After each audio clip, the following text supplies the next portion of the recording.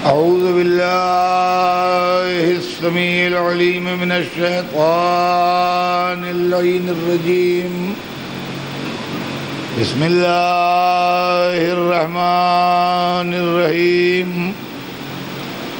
الحمد لله رب العالمين، والصلاة والسلام على سيدنا وشفيعنا أبي القاسم محمد وآله الطيبين الطاهرين المعصومين، ولعنة الله على أعدائهم أجمعين من يومنا هذا إلى يوم الدين. أما بعد، فقد قال الله سبحانه تبارك وتعالى في كتابه المبين، وهو أصدق الصادقين: لا إكراه في الدين، قد تبين الرشد من الغي. صلوات بھیجنے محمد وآلہ.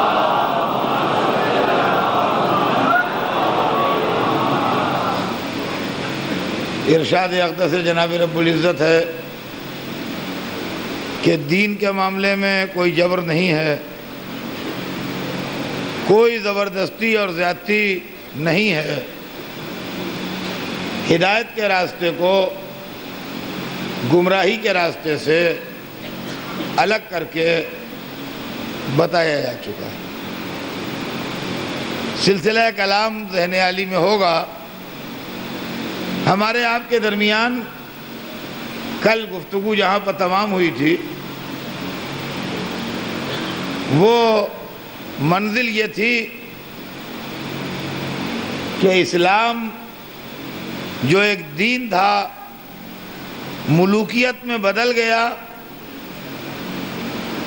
اور رسول مقبول کا نواسا کربلا میں 3 دن کا بھوکا پیاسا شہید ہو گیا. کیا یہ اتنے بڑے بڑے معاملات اس قابل نہیں ہیں کہ اس کی انکوائری ہو؟ کل میں نے جاتے جاتے یہ کہا تھا کہ یہ جملہ ذہن میں رکھیے گا. اب آج بات وہیں سے شروع ہو رہی ہے جہاں پر کل چھوڑی تھی. انکوائری کا مطالبہ جب بھی ہوتا ہے اس کے ساتھ یہ بات ضرور کہی جاتی ہے کہ انڈیپینڈنٹ انکوائری ہو، جج کے ذریعے ہو. اس لیے کہ مظلوم خاص طور سے اس بات پر ڈرتا ہے کہ کہیں ایسا نہ ہو کہ ظالم انکوائری پر بھی اثر انداز ہو اور صحیح واقعات و حالات سامنے نہ آ سکیں. اسلام کی ان تمام معاملات کی انکوائری کون کرے، اور ہم ایسا انڈیپینڈنٹ جج کہاں سے لائیں جو ہم کو انکوائری کر کے بتائے کہ سچائیاں کیا ہیں؟ اس لیے کہ تاریخ کے اوپر کسی کو بھروسہ نہیں ہے. تاریخ واقعات بتا سکتی ہے مگر تاریخ کیریکٹرز نہیں بتا سکتی. اس لیے کہ تاریخ لکھنے والے کا کوئی مذہب ہوگا، تاریخ لکھنے والا کسی دور میں ہوگا، تاریخ لکھنے والے کے گرد و پیش کا کوئی ماحول ہوگا، اور یہ تمام چیزیں جو ہیں یہ تاریخ پر اثر انداز ہو سکتی ہیں. لہذا انڈیپینڈنٹ انکوائری تاریخ سے ممکن نہیں ہے. تو آئیے حدیث نبوی کے ذریعے انکوائری کریں. تو بے شک حدیثیں ہمارا سرمایہ حیات اور ہمارے سر آنکھوں پر ان کی جگہ، مگر بدنصیبی یہ ہے کہ سچی حدیثوں کے ہیروں میں جھوٹی حدیثوں کے پتھر بھی شامل ہو گئے ہیں۔ لہذا حدیثوں کے سلسلے میں ایک مسئلہ یہ ضرور دل میں کھٹکتا رہتا ہے کہ یہ حدیث صحیح ہے کہ نہیں ہے، اور حدیثوں میں، سچی حدیثوں میں جھوٹی حدیثیں مل گئی ہیں، اس کے لیے کسی تفصیلی بحث یا تقریر کی ضرورت نہیں ہے۔ سارا عالم اسلام اس پر متفق ہے کہ حدیثوں میں غلط حدیثیں بھی ہیں، اور پھر حدیث کی کتابیں کمپائل کرنے والوں نے کتابوں کے ساتھ لفظ صحیح لگا کے خود ہی اس بات کا ثبوت فراہم کر دیا کہ کچھ غلط بھی ہے۔ لہذا اگر حدیث صحیح ہو تو بے شک سراغوں پر، لیکن اس میں بھی خطرے رہتے ہیں کہ صحیح ہے کہ نہیں۔ تو اب ایک ہی واحد ذریعہ بچتا ہے جس کا نام ہے قرآن، جس کے ہر ہر حرف پر، ہر ہر لفظ پر، ہر ہر نقطے پر، ہر ہر زیر زبر پر سب کا ایمان ہے، اور الحمدللہ اس میں تیرا میرا بھی نہیں ہے کہ یہ آپ کا قرآن ہے ہمارے لیے دلیل نہیں ہے، یہ ہمارا قرآن ہے آپ کے لیے دلیل نہیں۔ قرآن ایک ہی ہے، لہذا بہتر یہی ہے کہ قرآن پاک سے پوچھیں کہ اے اللہ کی کتاب، تو صبح قیامت تک کے لیے ہماری ہدایت کے لیے آئی ہے، یہ بتا کہ مذہب کیا ہے اور ملوکیت کیا ہے۔ تو قرآن کہیں سے کہیں تک ملوکیت و سلطنت و بادشاہت کو قبول نہیں فرماتا، اور اسلام میں اگر ملوکیت ہے اور اگر بادشاہت ہے تو یا اللہ کے لیے ہے اور یا اس کے لیے ہے جس کو اللہ عطا کرے، جیسے جناب طالوت، جیسے جناب داؤد، جیسے جناب سلیمان، جیسے جناب یوسف، اس کی مثالیں قرآن پاک کے اندر موجود ہیں۔ لیکن وہ ملوکیت و سلطنت کا سلسلہ جو خلافت راشدہ کے بعد شروع ہوتا ہے، اس کی کہیں سے کہیں تک گنجائش اسلام میں نہیں ہے۔ اب یہ ملوکیت و سلطنت جو ہے، اس کے اوپر چارج لگے ہیں۔ ایک تو اسلام جو دین خدا تھا اس کو ملوکیت میں تبدیل کرنے کا چارج ہے، دوسرے امام حسن اور امام حسین جو نواسۂ رسول تھے ان کو شہید کرنے کا چارج ہے، تیسرے مدینہ نبی جیسے مقدس شہر کی بے حرمتی کا چارج ہے، تیسرے خانہ کعبہ پر آگ برسانے اور خانہ کعبہ کی بے حرمتی کرنے کا چارج ہے، اور اس کے بعد جو سلسلہ ملوکیت شروع ہوتا ہے تو پھر چارج شیٹ اتنی ہے کہ میری زندگی گزر جائے اور چارج شیٹ تمام نہ ہو۔ اب ایسے عالم میں کیسے یہ کام بنے کہ شہادت حسین کی انکوائری صحیح طریقے سے ہو؟ معاف کیجئے گا عزیزان گرامی، حسین کی شہادت کا واقعہ اور کربلا کا عظیم سانحہ انکوائری کا مطالبہ تو ہے، مگر اس کو لکھ رکھیے آپ کہ دنیا کبھی اسے منظور کرنے والی نہیں ہے. توجہ چاہتا ہوں جہاں جہاں میری آواز جا رہی ہے. سب سے پہلا مسئلہ تو یہ ہے کہ کربلا میں جو ہوا یہ حادثہ تھا کہ سازش؟ ایکسیڈنٹ تھا کہ کانسپریسی؟ آپ کہیں گے ایکسیڈنٹ اور کانسپریسی میں فرق کیا ہے؟ حادثہ وقتی جذبات کے نتیجے میں بھی ہو جاتا ہے جس کا ادھر ادھر سے کوئی تعلق نہیں ہوتا، اور جب کانسپریسی ہوتی ہے تو اس کی جڑیں دور تک پھیلی ہوتی ہیں. معاملہ یہاں ہوتا ہے، پکڑا جاتا ہے آدمی لکھنؤ میں،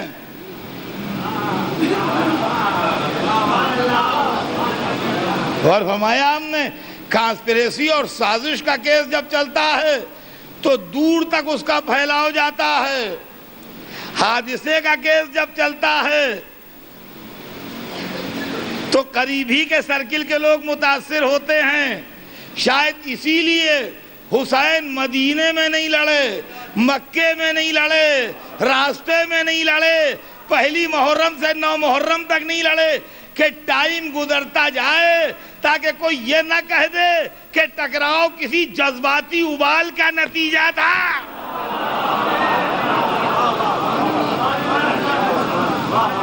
اور ہمایا ہم نے،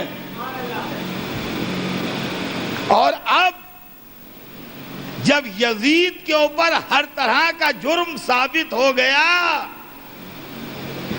تو اب ہوشیار وکیل کبھی کبھی یہ بھی کرتے ہیں کہ ایک سے اقبال جرم کرا دو تاکہ بقیہ بری ہو جائیں.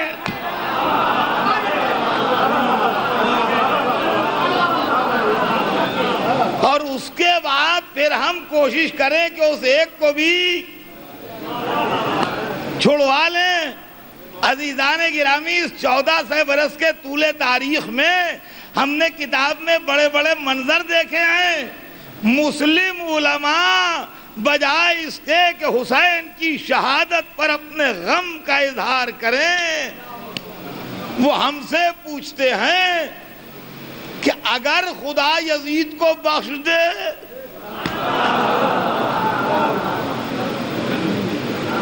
اگر خدا یزید کو بخش دے تو اس کو کون روک سکتا ہے؟ تو ہم نے تو بالکل سیدھی سی بات کہی. ہم نے کہا ہمیں اس پر ایک قصہ یاد آیا کہ ایک آدمی نے غصے میں آن کے ایک آدمی کو کوسا، کہنے لگا خدا کرے تم مر جاؤ. تو وہ آدمی بڑا سیانہ تھا جو کوسا گیا تھا. اس نے کہا دیکھو موت تو جبھی آئے گی جب اللہ چاہے گا، مگر تمہارے دل کا راز معلوم ہو گیا کہ تم چاہتے ہو کہ ہم مر جائیں.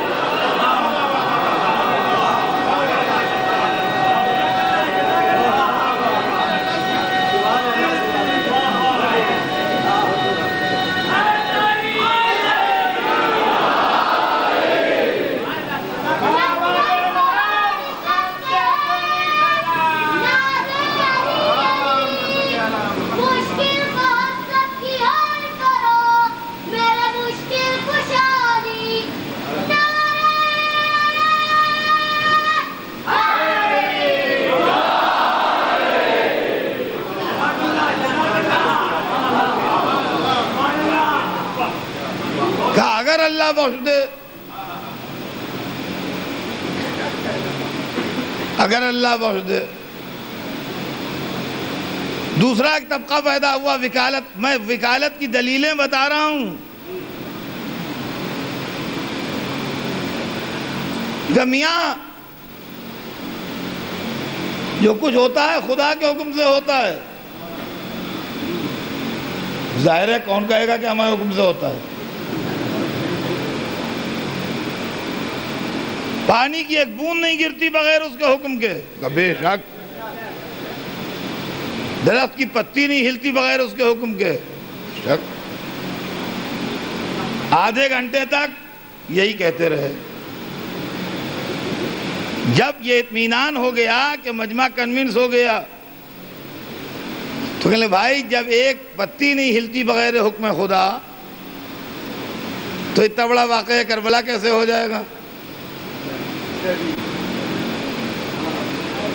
تو اس پر آپ لوگ خواہاں الڑ مچاتے ہیں، چیختے ہیں، روتے ہیں، پیٹتے ہیں. جو کچھ کیا اس نے کیا، اس پر خاموش رہی ہے. تو ہم نے کہا ایک شرط ہے، دلیل معقول ہے، مگر ہماری بھی ایک شرط ہے، اور وہ یہ ہے کہ جب پتی نہیں ہلتی بغیر حکم خدا اور پانی کی ایک بوند نہیں گرتی بغیر حکم خدا اور یزید نے حسین کو قتل نہیں کیا بغیر حکم خدا، تو یہ ماتم مجلس عزاداری بھی بغیر حکم خدا کے تھوڑی ہو رہا ہے.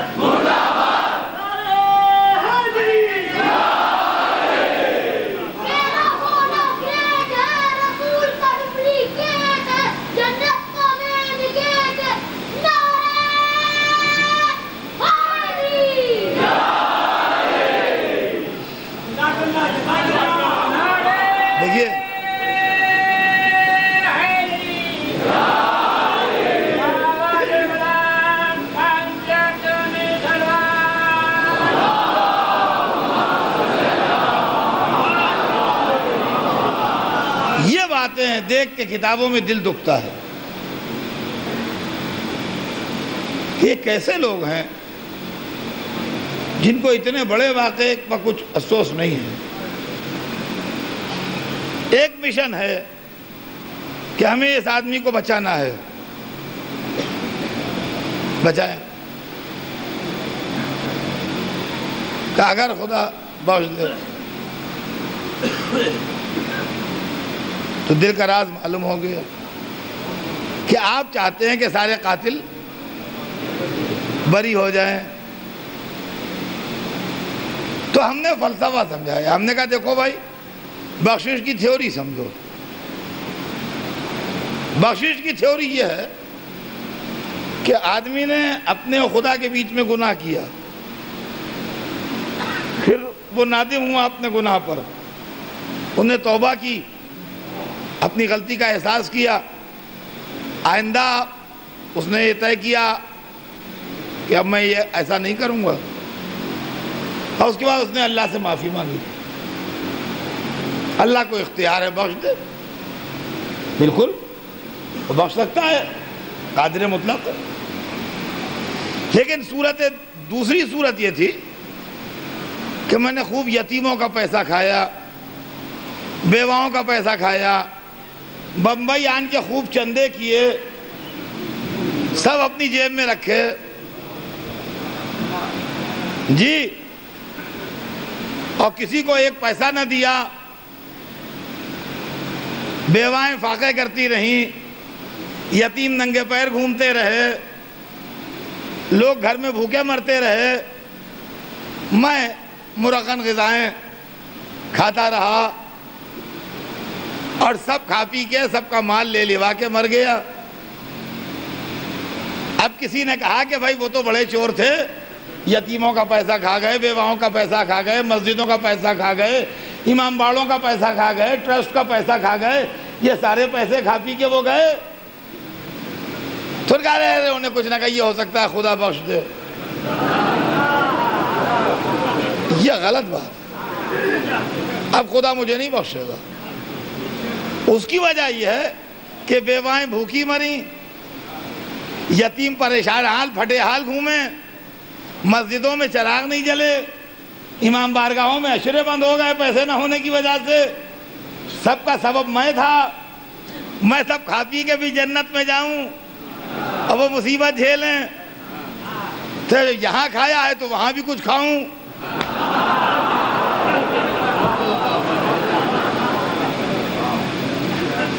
کیوں بھائی؟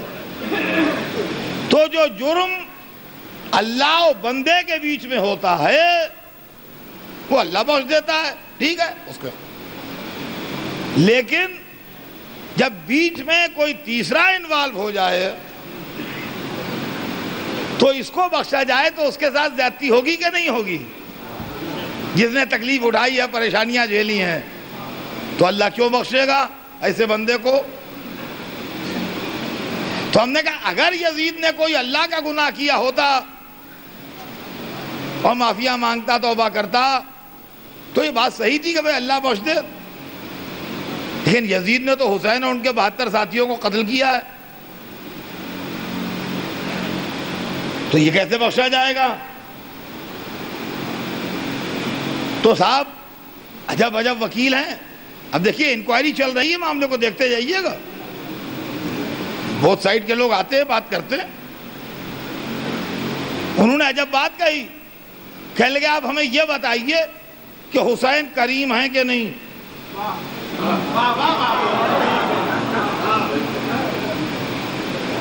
کہ بے شک کریم ابن کریم، حسین کے باپ بھی کریم، حسین کے دادا بھی کریم، نانا بھی کریم، خاندانی کریم ہے۔ کہنے لگے بات ختم ہو گئی بات، اگر وہ بخش دے تو آپ کو کیا اعتراض ہے؟ اگر وہ بخش دیں تو آپ کو کیا اعتراض ہے؟ ہم نے کوئی اعتراض نہیں، ہمیں کیا اعتراض ہے؟ وہ بخش دیں، ہمیں کوئی اعتراض نہیں۔ معذاللہ ہم ایسی بڑی بڑی ہستیوں پر معذاللہ اعتراض کرنے کے لیے بیٹھے ہیں؟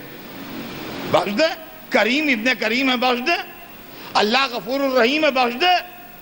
مگر ایک بات آپ کو بتا دیں کہ یزید بخشا جائے گا نہیں۔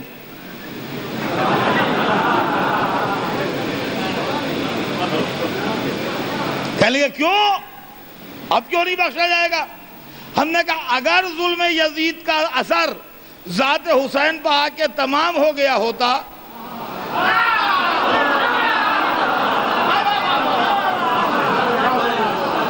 تو حسین بخش دیتے اور بخش دیا جاتا۔ یہ 1400 برس سے ہم جو رو رہے ہیں یہ کس کھاتے میں جائے گا؟ تو بھیا اللہ غفور الرحیم ہے، حسین کریم ابن کریم ہیں، ہم نہ غفور الرحیم ہیں نہ کریم ابن کریم ہیں۔ صلوات بھیجتے ہیں محمد۔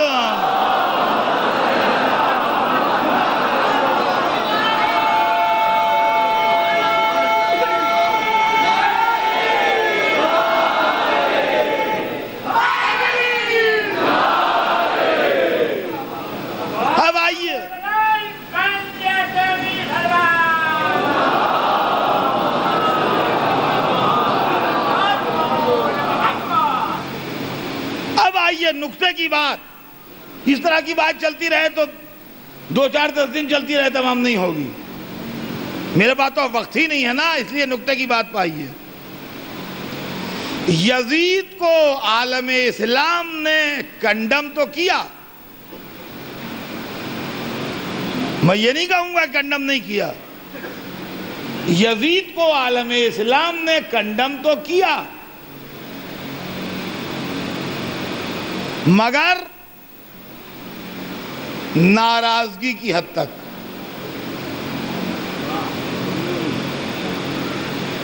یہ بات سب مسلمانوں کے سوچنے کی ہے۔ دیکھیے مشکل یہ ہے کہ جب اس طرح کی باتیں پڑھی جاتی ہیں تو لوگ بجائے سوچنے کے یہ غور کرنے لگتے ہیں کہ پھر ہمارا اس نظریہ کیا ہوگا، پھر اس نظریہ کیا ہوگا۔ یہ کوئی نہیں سوچتا کہ پھر اسلام کا کیا ہوگا۔ ہماری تھنکنگ یہ ہے کہ ہمارے تمہارے کے حساب سے نہ سوچو، اسلام کے حساب سے سوچو۔ اس لیے کہ ہم سے تم سے زیادہ اہم اسلام ہے. ہم تم رہیں یا جائیں اسلام کو رہنا چاہیے. ہے بات کیا نہیں؟ تو لوگ ناراض تو ہوئے قتل حسین پہ یزید سے، لیکن بس ناراضگی کی حد تک. یہاں بات ناراضگی کی دیکھیے نہیں ہے. میں جو بات کہنے جا رہا ہوں اس کو آپ غور سے سوچئے گا، اور میں اسلام کا واسطہ دے کے کہتا ہوں کہ سوچئے گا. یہ ضروری نہیں کہ ابھی سوچ لیجئے، کل سوچئے، پرسوں سوچئے، 15 دن کے بعد سوچئے، مگر سوچئے گا کہ یہ شخص جو قاتل حسین تھا اور جس نے رسول کی نواسیوں کو کربلا سے شام تک بے پردہ گھمایا، اور جس نے بے خطا بچوں کو پیاسا قتل کر دیا، یہ مسلمان تھا یا نہیں تھا؟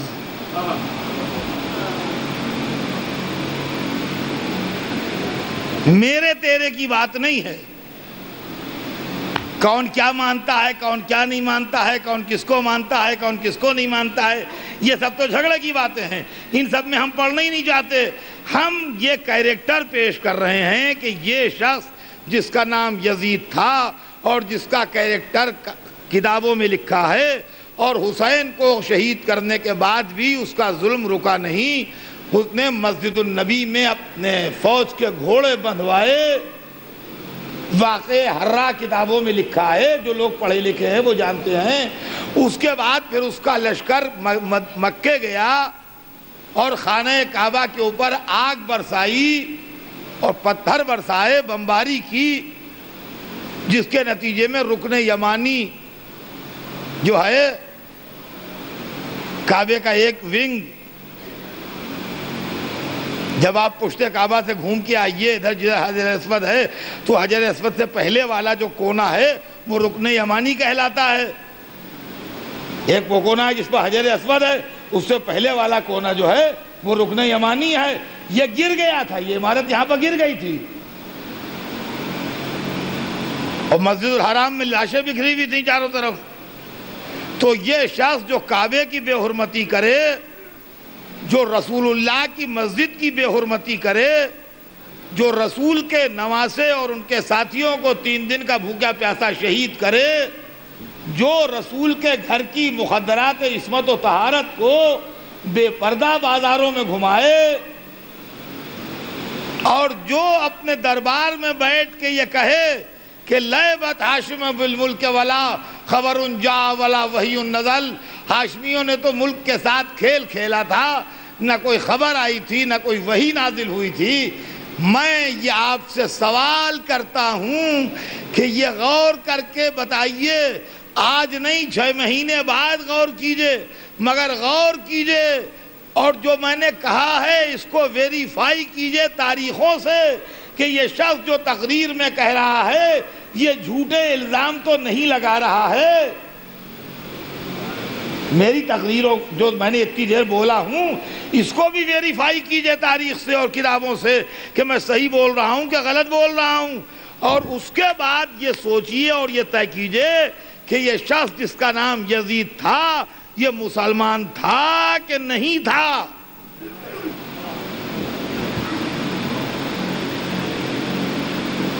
جی اگر اس کے بعد آپ کا ذہن یہ کہے کہ مسلمان نہیں تھا تو پھر میں دوسری بات کہوں گا.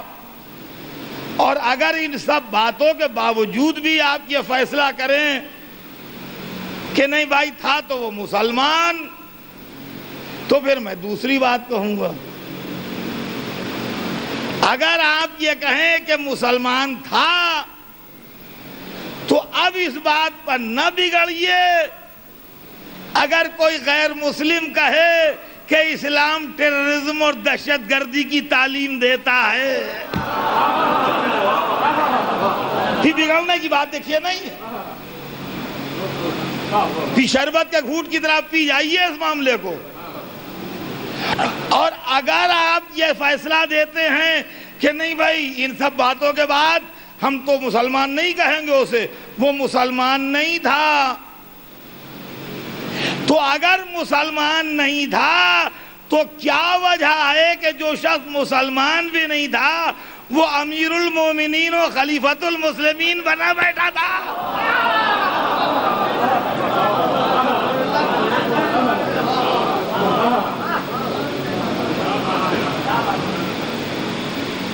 عزیزان گرامی، یہ مسئلہ سوچنے کا ہے اور یہ مسئلہ غور طلب ہے۔ میں اگر اس کو جذباتی انداز میں پڑھ دیتا تو آپ اپنی جگہ بیٹھے نہ رہتے، کھڑے ہو کے واہ واہ کرتے، مگر میں یہ نہیں چاہتا کہ میرے انداز بیان سے دل کے آبگینوں کو ٹھیس پہنچے۔ مجھے واہ واہ نہیں چاہیے، مجھے آپ کی فکر کو جولا کرنا ہے اور جگانا ہے۔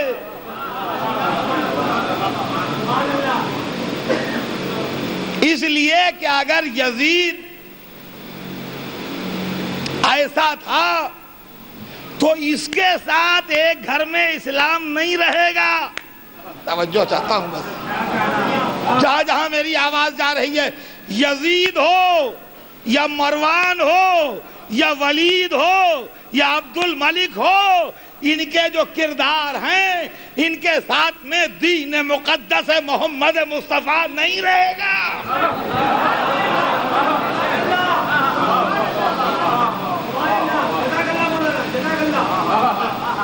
ایک اچھا مسلمان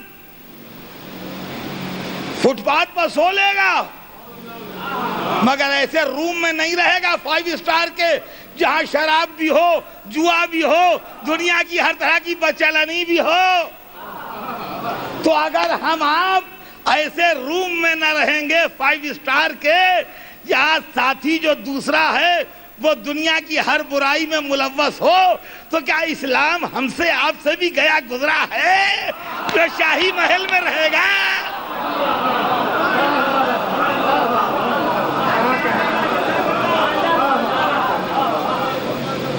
جی ارے سوچئے تو صحیح،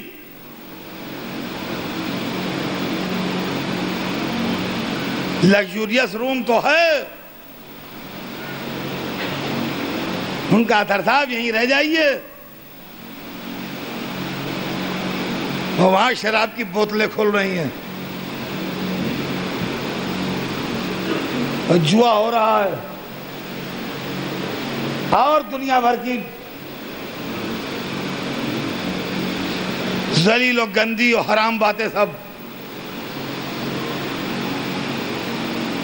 کیوں صاحب؟ تو جب ہم آپ نہیں رہیں گے کہ بھئی ہم یہاں نہیں رہیں گے، ہم وہیں جا رہے ہیں، ہم مغل مسجد کے وہاں، ان کا اس وقت رات میں وہاں دروازے سب بند ہوں گے، ان کا دروازے بند ہوں گے، فٹ پاتھ تو ہوگی نہیں، رہے یہاں نہیں رہیں گے، ہے کہ نہیں؟ تو کیا اسلام بنی امیہ کے عشرت قدوں میں رہے گا؟ تو اب ایک بات اور غور کیجئے، دیکھیں میرا بیان منزل بہ منزل آگے بڑھ رہا ہے، ایک بات اور غور کیجئے کہ جب اسلام بنی امیہ کے عشرت قدوں میں نہیں رہے گا تو ہے کہاں پھر؟ اب ڈھونڈیے کہ جس دین کے آپ ماننے والے ہیں وہ گیا کہاں؟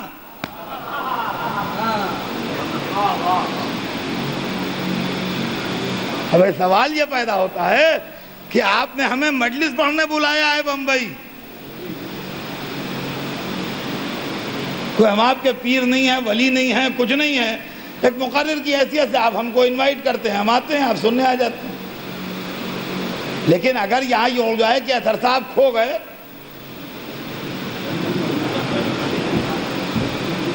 تو یہ سارا مجمع پریشان ہو جائے گا کہ نہیں ہو جائے گا؟ جتنوں کے پاس موبائل ہیں وہ ایکٹیو ہو جائیں گے فوراً.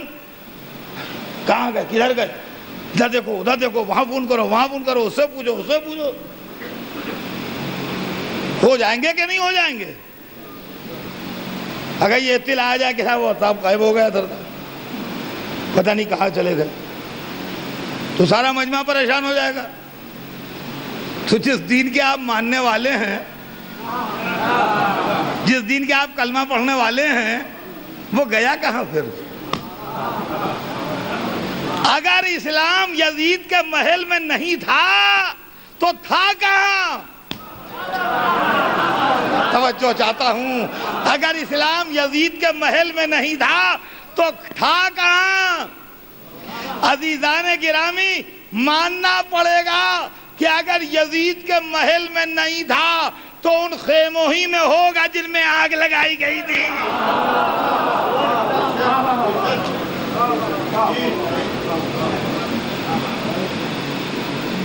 تو یہ ہیں اسلام کے دو چہرے. ایک کا نام ہے ملوکیات اور ایک کا نام ہے مذہب.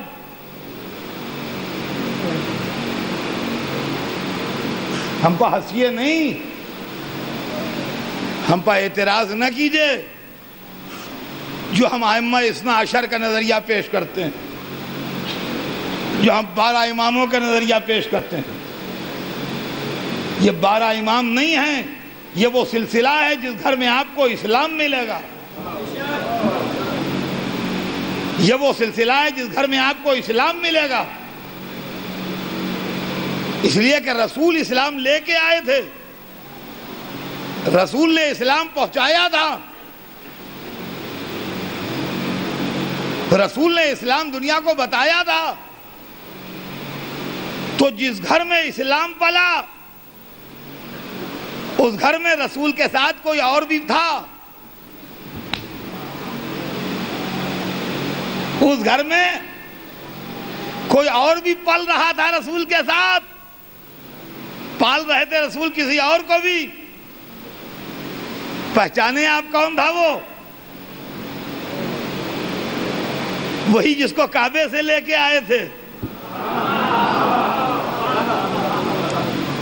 وہ بھی پل رہا تھا رسول ہی کی گودیوں میں، اور اللہ نے اسی گھر میں اسلام بھی بھیجا.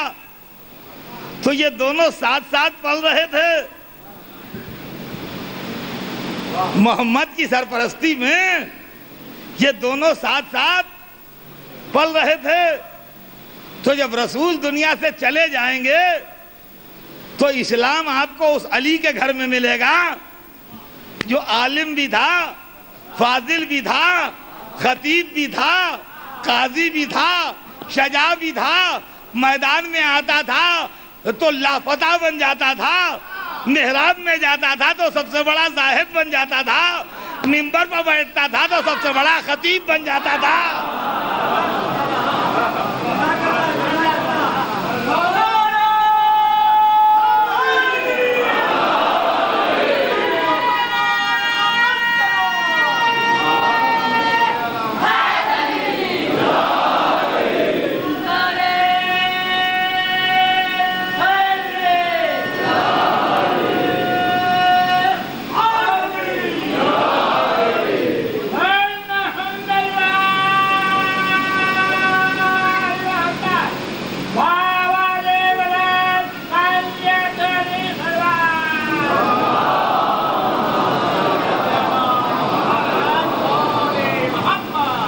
دیکھیے، آدمی وہی خوش رہتا ہے جہاں اس کے مزاج کے مطابق لوگ ملیں. اگر کوئی سچ بولتا ہے تو جھوٹوں میں خوش نہیں رہے گا. اگر کوئی نمازی ہے تو بے نمازیوں میں خوش نہیں رہے گا. اگر کوئی ایماندار ہے تو بے ایمانوں کے ماحول میں اس کا دل نہیں لگے گا. اسلام دین صداقت ہے. خوش جب ہی رہے گا جب ایسے لوگوں میں رہے جن کو قرآن سے سچے ہونے کی سند ملی ہے. اسلام دین علم ہے. خوش جب ہی رہے گا کہ یا شہر علم میں رہے یا دروازے کے ساتھ رہے۔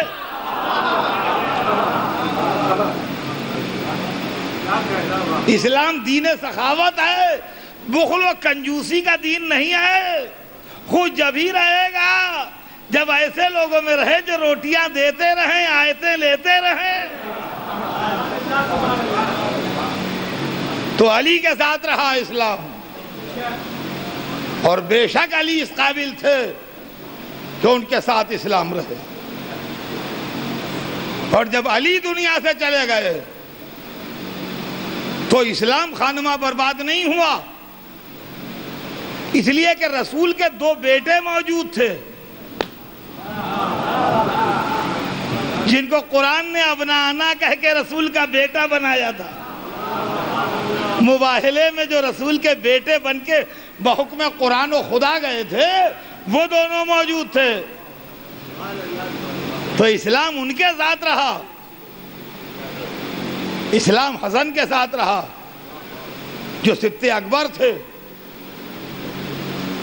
اسلام حسین کے ساتھ رہا جو سبط اصغر تھے۔ اب جب حسین شہید ہو گئے تو اسلام کدھر جائے گا؟ عزیزان گرامی، وقت تمام ہوا، آج کی بات تمام ہو رہی ہے، بہت جلدی سن لیجئے۔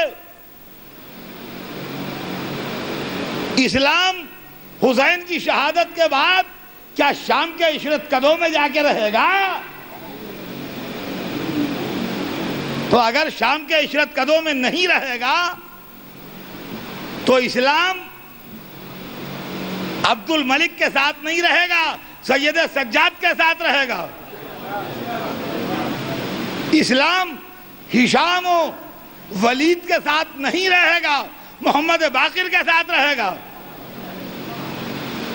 اسلام منصور دوانقی کے ساتھ نہیں رہے گا، جعفر صادق کے ساتھ رہے گا۔ اسلام ہارون رشید کے ساتھ نہیں رہے گا، موسی کاظم کے ساتھ رہے گا۔ اسلام مامون رشید کے ساتھ نہیں رہے گا، علی رضا کے ساتھ رہے گا۔ اسلام متوکل و معتصم کے ساتھ نہیں رہے گا، محمد تقی کے ساتھ رہے گا۔ اسلام متوکل کے ساتھ نہیں رہے گا، علی النقی کے ساتھ رہے گا۔ اسلام معتز و معتمد کے ساتھ نہیں رہے گا، حسن عسکری کے ساتھ رہے گا۔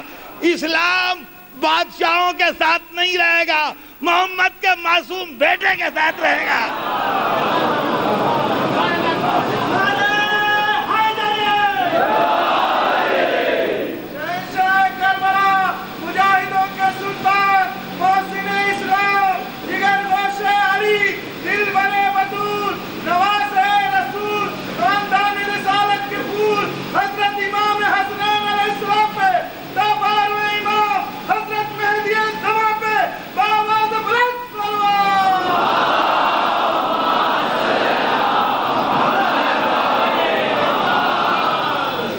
بس عزیزان گرامی، زندگی رہی تو بات کل آگے بڑھے گی۔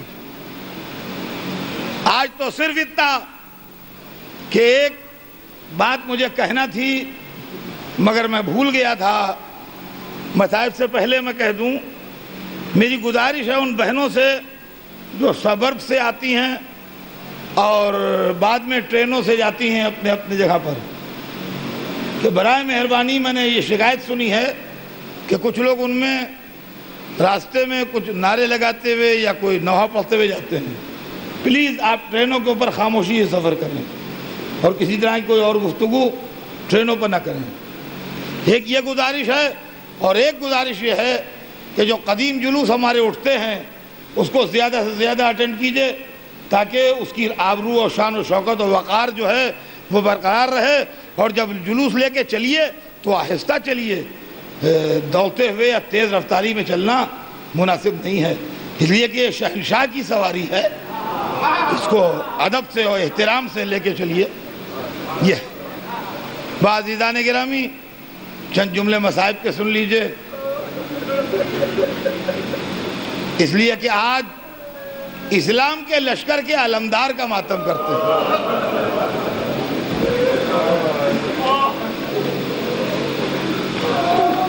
آج 8ویں رات ہے اور 8ویں رات میں یہ مجمع شمع امامت کے اس پروانے کا ماتم کرتا ہے کہ جب تک زندہ رہا حسین پر آنچ نہیں آنے دی۔ ہماری جانیں اس پر نثار ہو جائیں جو علی کی تمنا تھا، حیدر کرار کے دل کی آرزو تھا، تاجدار وفا تھا۔ اس لشکر کا علمدار تھا جس نے صبح قیامت تک کے لیے باطل کو شکست فاش دی ہے۔ لاکھوں درود اور کروڑوں سلام زینب کے پردے کا محافظ، سکینہ کا سقا، حسین کی خدمت کرنے والا،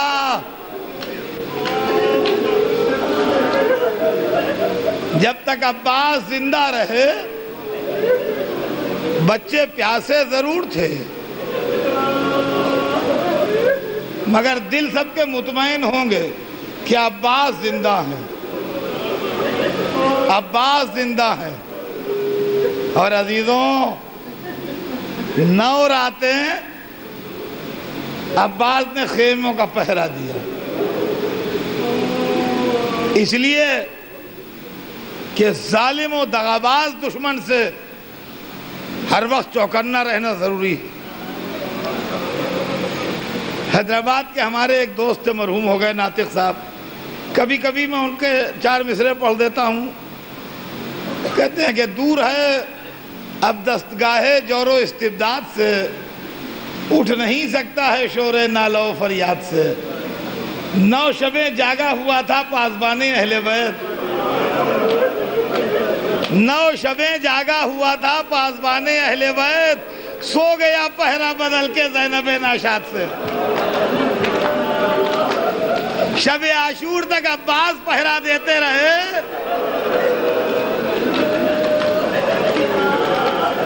جب شام غریباں آئی تو علی کی لاڈلی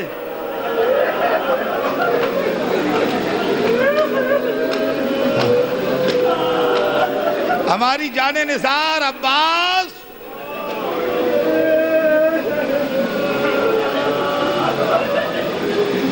عباس بنی ہاشم کا چاند، اور عزیزان گرامی کیسا چاند؟ چاند ہمیشہ اس وقت چمکتا ہے جب سورج نہیں ہوتا، سورج کے سامنے کبھی چاند نہیں چمکتا۔ عباس اس چاند کا نام ہے جو سورج کے سامنے چمکتا ہے۔ اگر یقین نہ آئے تو کربلا کو جا کے دیکھ لیجئے، جہاں شہادت کا سورج چمک رہا ہے وہیں وفا کا چاند چمک رہا ہے۔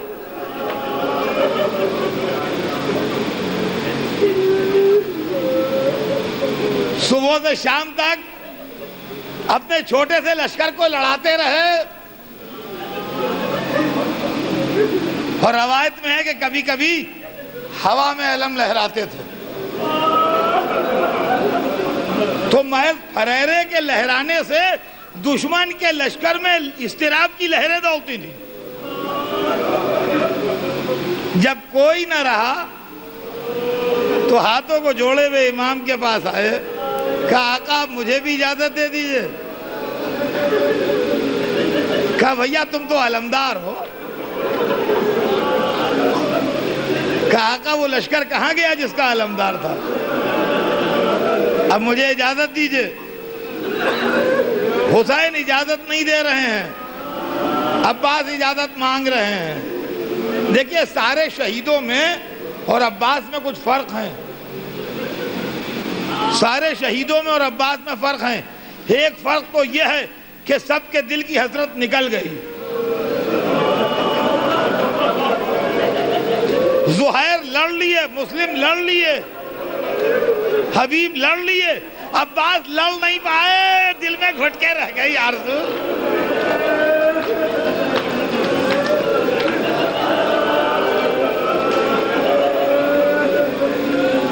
فرق سنیں گے آپ.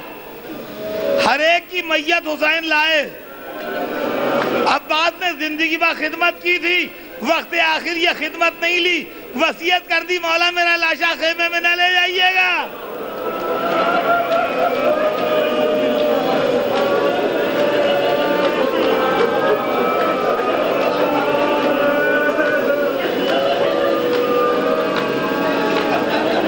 عباس کو اللہ نے باب المراد بنایا ہے.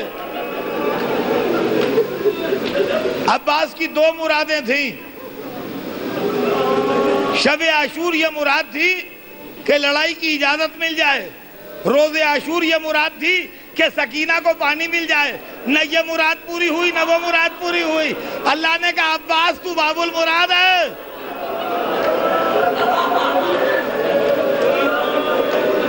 ہاں سنیے, آئے کہا کا اجازت کہا نہیں.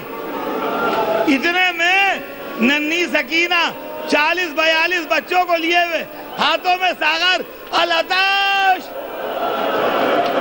اے چچا پیاس. حسین نے عباس کو پانی لانے کی اجازت دی.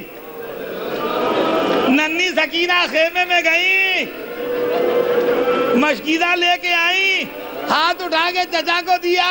میں کہوں گا بی بی سکینہ چچا کو غور سے دیکھ لو, اب یہ صورت دکھائی نہ دے گی, اب عباس جا کے نہ آئیں گے.